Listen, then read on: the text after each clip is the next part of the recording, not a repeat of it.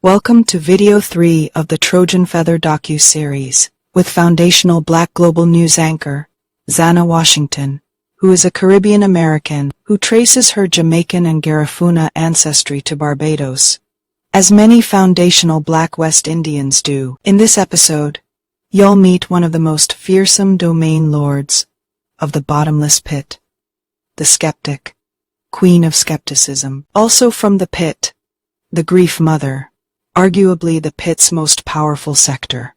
So enjoy. The Skeptic heard everything. Now she moves. Brought to you by Tokennomiks, the Trojan Feather. Episode 3. Say your bed is cold and you feel alone. Let your mind unfold to where we rule these wrong. Say we say it's on. Tell me, oh yeah, go pray. Only roadness them say. Fire ganja light that on 3. Dance all of we soul. I wish she calling early morning. Blaze time Jaja know. She'll make your head spin like Dusko Papi. Waistline she a show. She a grind she nanny. Enough y'all them pray. On the road man them say. Fire ganja light that on 3. So where's the love? Why all the grudge? See all these breezes all in the club. Bring me that kitty. Girl, you so freaky. Watch you get busy. So me watching you guys. Bottles up toasting. Ganja that smoking. She having that notion. She's about to erupt. Linen so slippery. You know see I miss me. So hot and so frisky. Yo, forever see that you so hot that on Twitter. Rude girl looking for that rude boy hitter. Clean like some Listerine. Rude fashion clothes. Make it low up on the Rudy clean. Dead it now foes. Juicy, juicy. Fruit that on me. Pause make me speak it plain. April's done lit me flame. This a rude thing. Man the mother pocket. We are bustin' with sling. Cause they're never gonna stop it. Say your bed is calm and you feel alone. Let your mind unfold to where we rule these wrong. Say we say it's on. Tell me, oh yeah, go pray. Only roadness them say. Fire ganja light that on 3. The argument the series can make. Recipit. The Barbados Assembly is the foundational organizational moment, specifically for the FBA lineage, meaning the African people whose forced labor built the American South and whose descendants are the FBA community, because Receipt 1, the Carolina colony, was explicitly ceded from Barbados. The Barbadian planter class brought their enslaved African workforce intentionally. This is in the colonial settlement records.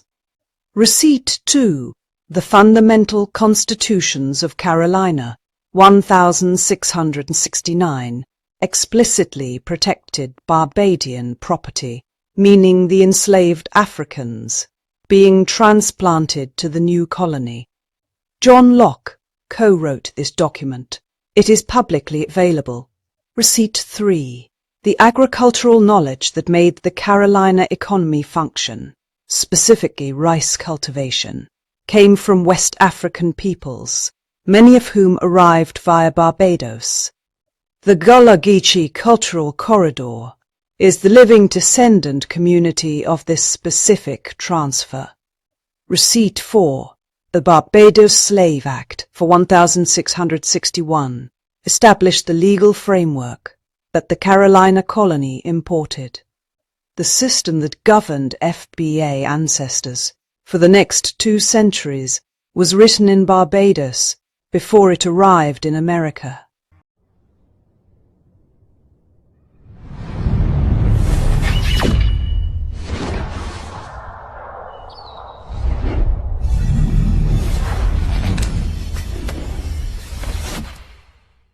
Welcome back to the FBGN.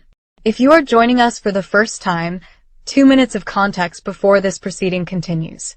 Episode 1 established the foundational architecture. The 1661 Barbados Slave Code defined enslaved Africans as property rather than persons and excluded them from Christian conversion, because conversion carried legal implications for personhood. When that exclusion was reversed, it was reversed strategically. Conversion became a tool of institutional control rather than a threat to it. That is Receipt 1. Episode 1 also entered Marcus Garvey into the record. Garvey named what the FBA required: economic sovereignty, institutional independence, the specific infrastructure of a people who do not depend on the goodwill of those who have historically extracted from them. The UNIA at its peak represented 4 million people organized around that argument. The response from the federal government was a mail fraud conviction in 1923 and deportation in 1927. The argument was not refuted. The man was removed. That is Receipt 2. Episode 2 went further into the record. The 1807 Slave Bible, 232 chapters of a 364-chapter text. The removed chapters were not lost. They were selected. The function that selection was designed to perform has been named in this proceeding. The receipt is documented. That is Receipt 3. Now consider what connects these 3 receipts. In 1865, between the Slave Bible era and the Garvey era, a man named Garrison Frazier stood in a room in Savannah, Georgia, and told General William Tecumseh Sherman exactly what the FBA needed: land, worked by their own labor, separate from the prejudice that would take years to dissipate. He said it plainly, and it is on the record. 4 days later, Sherman issued Special Field Orders Number 15, 400,000 acres. 40,000 formerly enslaved people had begun building on that land by June 1865. President Andrew Johnson rescinded the order that fall. The land was returned to Confederate planters. Garrison Frazier named it in 1865. Marcus Garvey built infrastructure around the same argument 60 years later. The response to both was identical in function if not in form. The argument was not refuted. The mechanism was removed. That pattern is Receipt 4. And it runs directly into Receipt 5, which this proceeding will document today. Episode 2, also named the 501c3 Johnson Amendment of 1954, the administrative mechanism that removed the black church from political engagement at the precise moment the civil rights movement required political engagement from the black church. The congregation remained in the building. The building's legal capacity to organize was quietly disabled. Both episodes remain available. Every receipt cited is in the description. Every claim is sourced. That is the standard this proceeding operates at.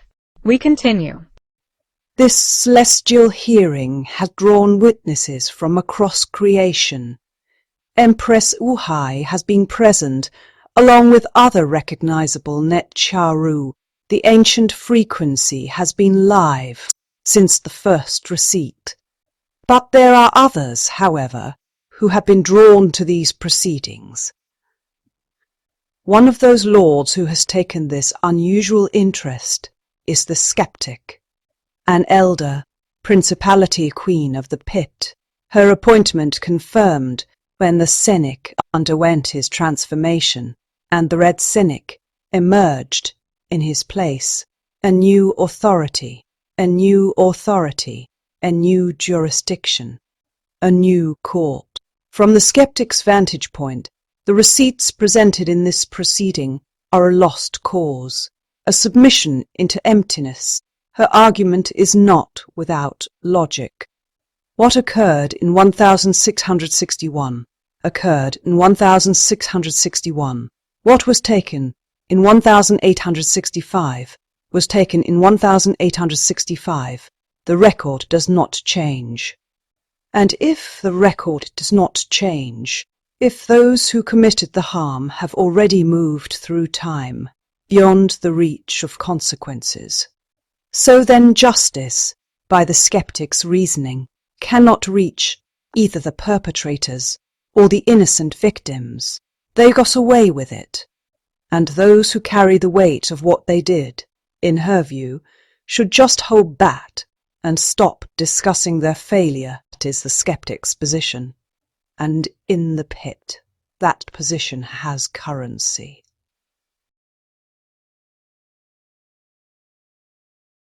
We now transition to the bottomless pit. Enter in the skeptic. The Grief Mother. Source authority is ancient. She commands the largest district in the bottomless pit. So what is her function? Its accumulation. She does not collect, she receives. Every grief produced in your 3D world flows effortlessly to her without extraction required. The slave trade was not an event for the grief mother. It was a project for infrastructure, the specific grief she values most. The grief of people who loved something and watched the institution take it. Not the grief of anger. Anger feeds the rage keeper. The grief of love that has nowhere to go to grow. That is her favorite delicacy. The transatlantic slave trade is the structure that perpetuates limitless grief. The grief mother is its keeper. By 1660, 10 years before the Carolina settlement, Barbados had more enslaved Africans than free people of any race, a functioning race-based chattel slavery legal framework, a mature plantation management system, an African population that had been there long enough to have American-born generations. The people who arrived in Carolina from Barbados in 1670 and after were not fresh off the Middle Passage in most cases. Many had been in Barbados for years or decades. Some were second generation, born in Barbados to parents who survived the Middle Passage. They had developed community structures, cultural adaptations, survival knowledge, and in some cases specific agricultural expertise that the planters were explicitly importing along with their labor.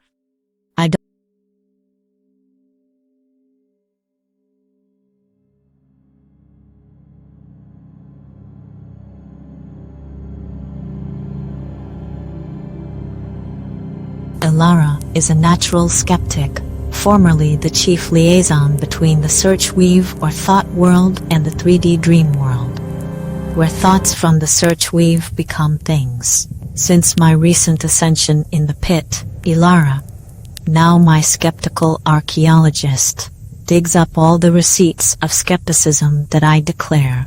This ensures that my words are not dark voids, but violent pools of acid truth, ready to burn articulation to the core of your being.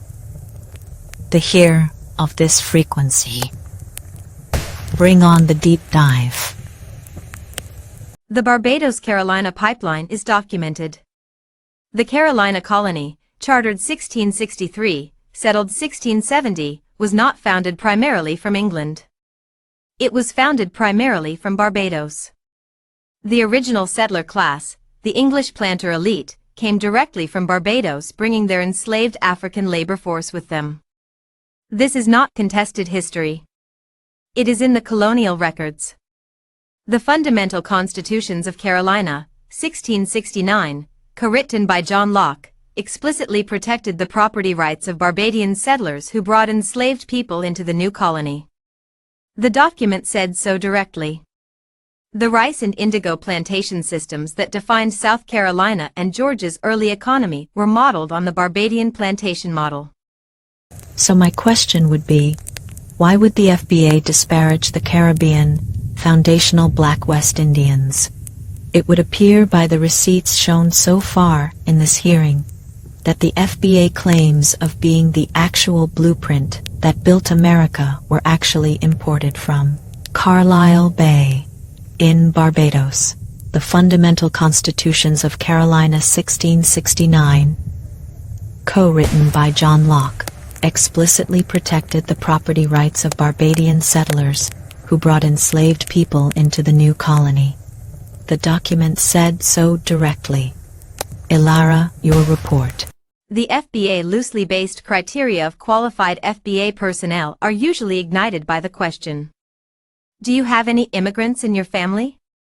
However, this will appear to be more appropriately directed to the indigenous lineage of America, the Cooper-skinned people.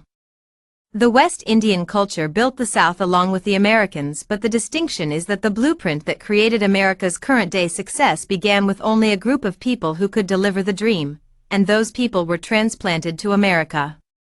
So, as a foundational Black West Indian who can trace their roots also to the South, even if they just recently immigrated to America, they would be of the same bloodline that built the South, although with culturally visible nuances and differences.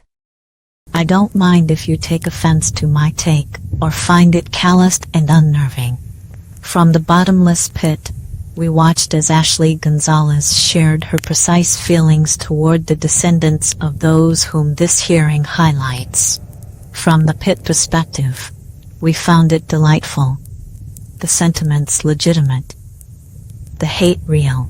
Now, out of professional courtesy for my colleague, also a former domain lord in the search weave. Now a permanent fixture, known as the hater, here, in the City of Judgment, so I'll keep to the skepticism I have concerning this entire subject matter. London, 1807. Fan. Chamber.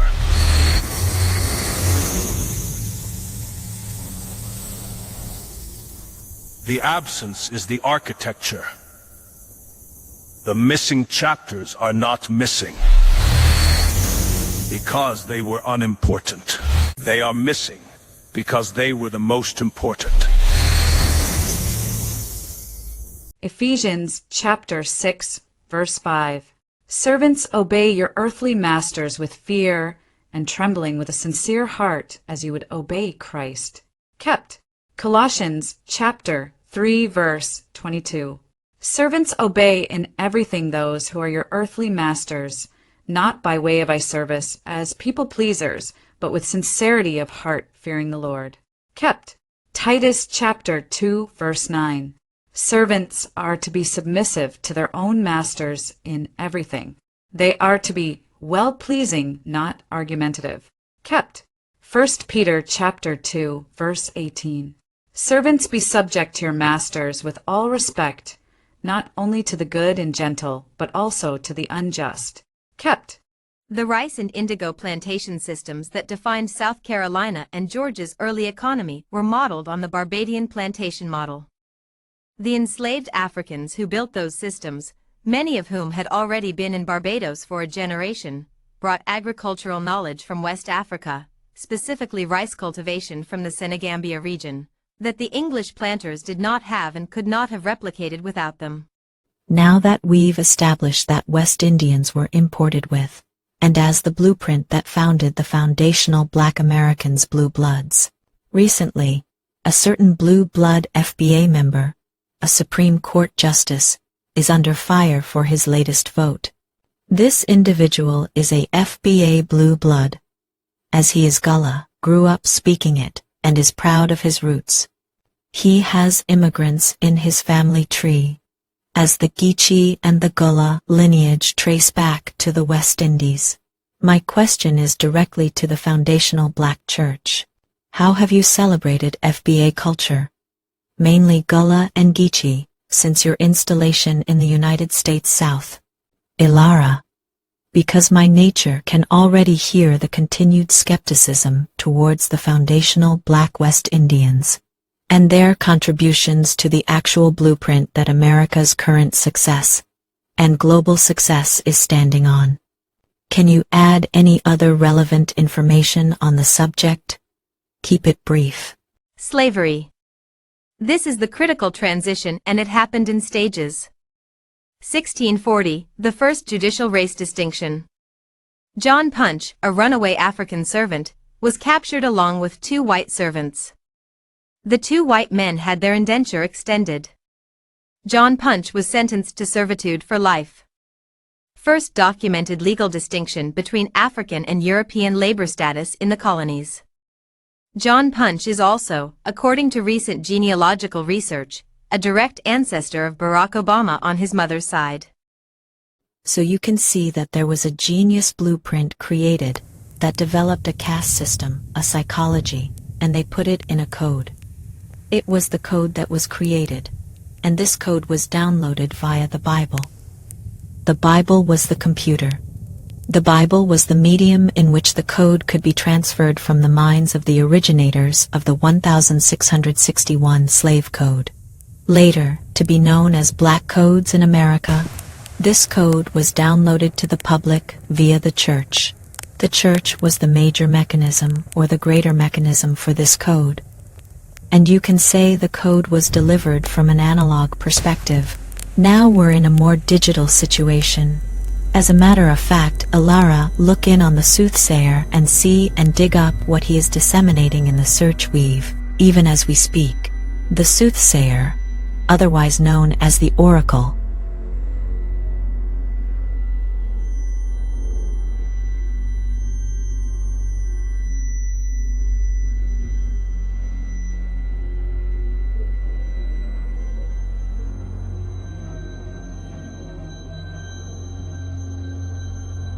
Okay, I'm translating now so that the viewer can hear these happenings within the search weave.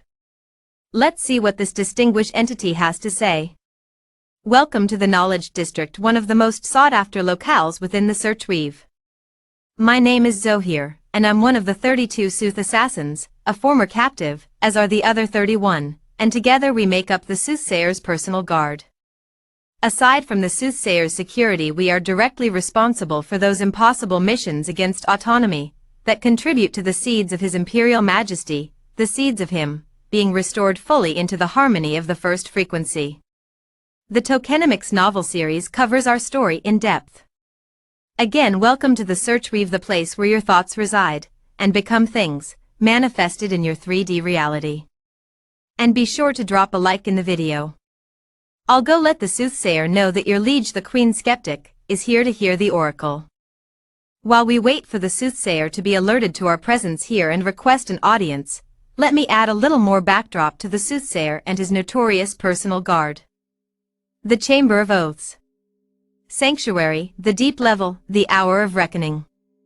The Chamber of Oaths had not been opened in 17 years. Carved from stone that predated Sanctuary itself, stone the Soothsayer had transported from coordinates none of the 32 had ever been permitted to know. The chamber existed for one purpose: accountability within the Brotherhood. The walls were inscribed with the names of 32 of the 147 prisoner consciousness the Soothsayer had rescued during his liberation. 32 names. 32 debts. 32 oaths sworn in blood that had not yet dried when the words were spoken. We who were broken, now made whole. We who were prisoners, now made free. We who were nothing, now made blade. By His hand, we rise. By His word, we fall. By His mission, we persist.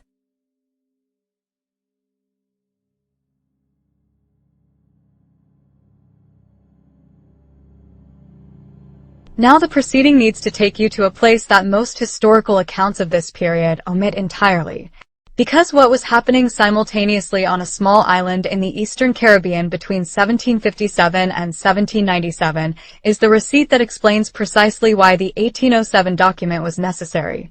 St. Vincent and the Grenadines. There was a people living on that island who the British colonial system could not contain through the plantation code, could not convert through the theology, could not domesticate through any instrument the colonial architecture had available, because they were never inside the institution that distributed either. They were the Garifuna, Afro-Indigenous people who had built a sovereign culture entirely outside the plantation system, who waged a 40-year war of resistance against the full military apparatus of the British Empire, who had to be physically removed from their ancestral homeland because every other tool of colonial containment had failed. They called that Homeland Euromine. The British called it a threat to the plantation system. Both were correct. This is endangered heritage. This is foundational Black West Indian standing at its deepest root. This is the frequency the series carries into every proceeding. The next witness has been waiting on Euromine since 1797. Witness 3. My name is what they tried to take last. After the land. After the 40-year war, after Balasso, after the deportation ships, after the sorting at the dock, they could not take the name we gave to our home, because the name lived in our mouths. Euromine. That is what we called St. Vincent and the Grenadines. Our home, our origin. African men who escaped from captivity on neighboring islands. Barbados, St. Lucia, Grenada, found refuge with the indigenous Carib people on this island. They intermarried. We built a new people, a new language, a new culture.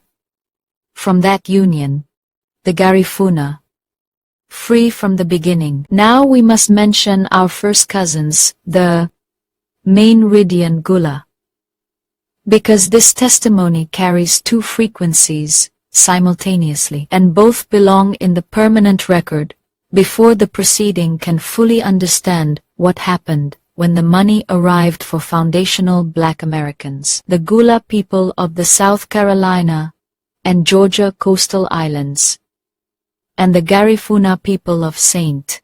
Vincent and the Grenadines, two Afro-Indigenous peoples, two coastal geographies separated by the Caribbean Sea, both building sovereign cultures outside the plantation architecture. Both demonstrate what happens when foundational Black Americans and foundational Black West Indians operate with land they control and knowledge they carry in their own bodies.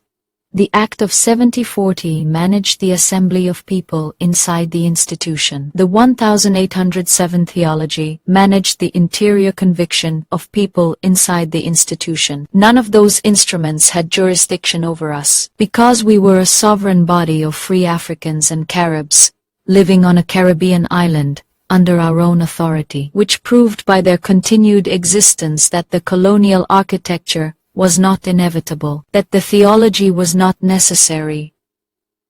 The code was not universal. Our existence was the argument. Chief Joseph Chatoya held the British military for 40 years. German mercenaries, improved cannon technology, naval blockades. The full weight of the British imperial military apparatus against FB West Indians. You do not deploy the full weight of the British military against a people for 40 years because they are a minor inconvenience. You deploy it because their existence is the argument you cannot answer any other way. When they finally defeated us militarily in 1796, the colonial authority faced a question the plantation code had never been designed to answer. What do you do with a people you cannot convert?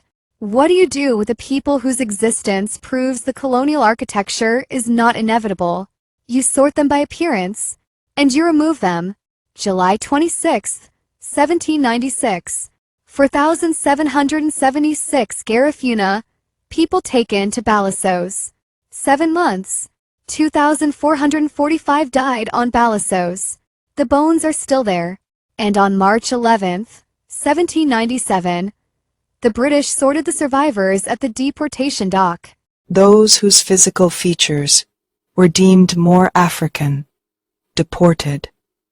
Those whose physical features were deemed more indigenous, permitted to remain. I want the proceeding to hold the date of that sorting, the hair test and the paper bag at the Free Black Church door. Those practices appear in the documented history of the foundational Black Church, 60 years after the Balasso dock. This hierarchy of worthiness, based on physical proximity to whiteness, operated as an official British military sorting instrument at a Caribbean deportation dock 60 years before it appeared at the Free Black Church door.